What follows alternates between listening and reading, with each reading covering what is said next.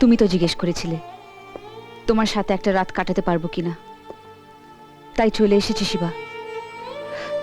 কিন্তু সারা রাত কাটাবার পর যদি আমি তোমাকে আমার স্বামী হিসেবে না পাই, তাহলে কাল সূর্য উদয়ের সঙ্গে আমার জীবনের সূর্য অস্ত হবে।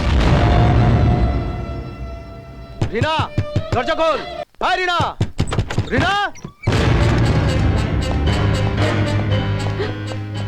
মান সম্মান বংশ মর্যাদা সবকিছু জলাঞ্জলি দিয়ে এত রাত্রিরে তুই ওর ঘরে বসে আছিস?